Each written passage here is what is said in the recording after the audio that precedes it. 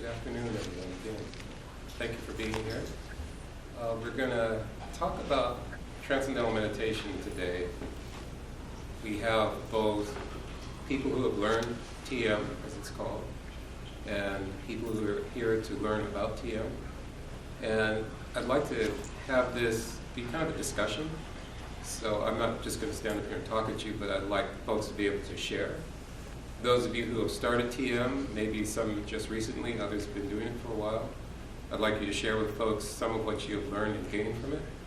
And those of you who are here to learn about it, please ask questions of myself and others in the room.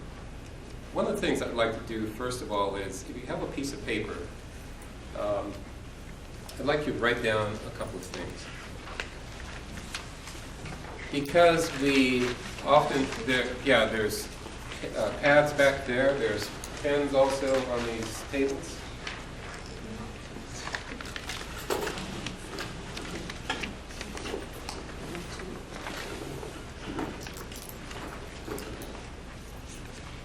In the field of work that I'm in, I'm an educator.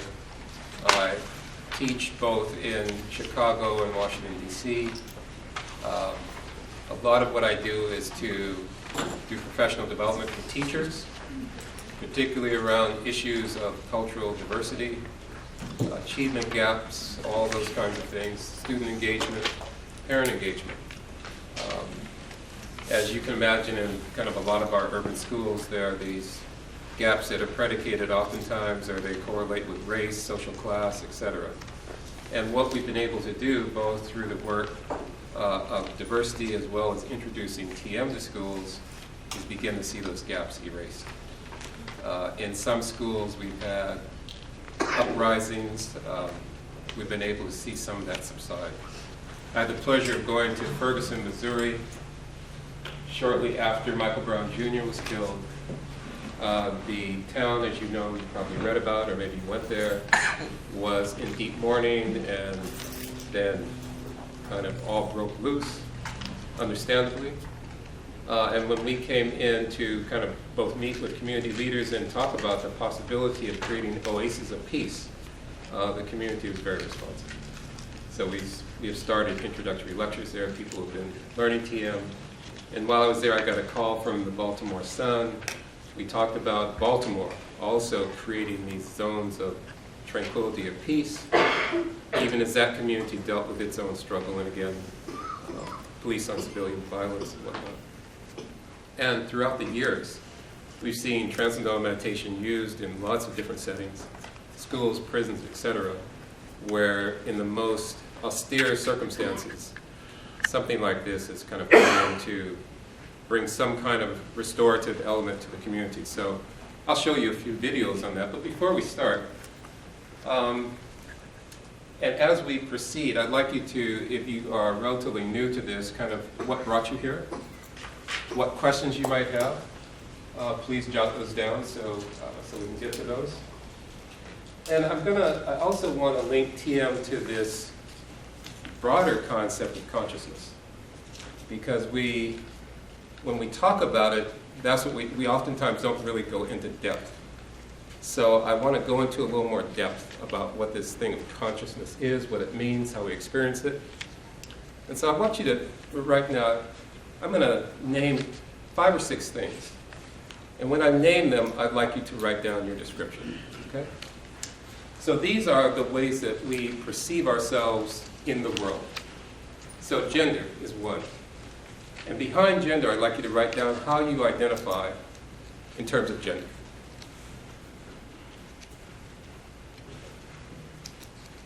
You can join us? Are you going to join us? Yes, sir. There's some paper. Gender is one. How about race? How do you identify in terms of race? Bill's not going to write because he doesn't believe in race. So we'll deal with that too.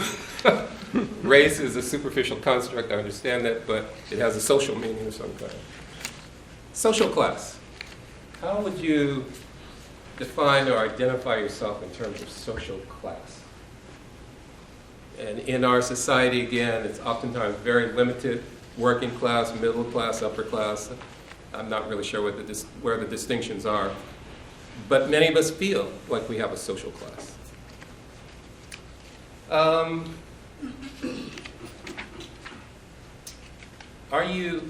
Do you have a disability, whether visible or invisible, that helps define who you are? It may be physiological, it may be mental, it may be some other way, it may be a learning difference. If you've got it, you know it because you've lived with it. And in many ways that identifies who you are. So is ability, disability part of the way you identify?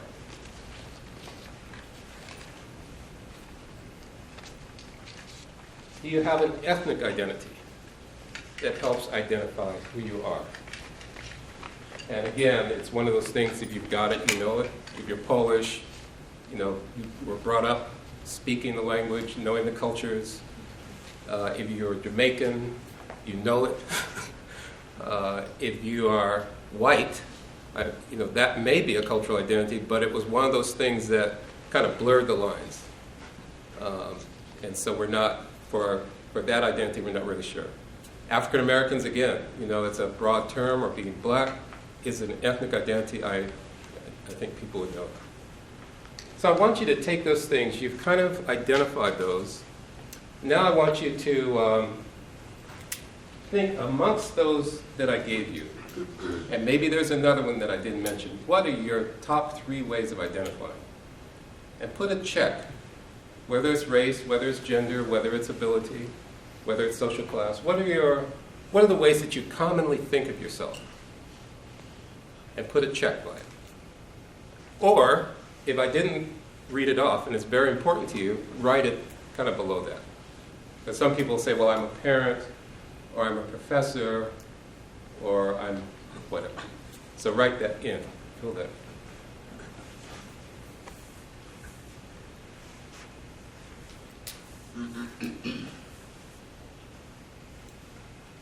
I'd like you to get a partner, and I'd like you to share with your partner what you just wrote down in terms of your 3 top identifiers, and maybe a little bit about the way that you experience life through those windows.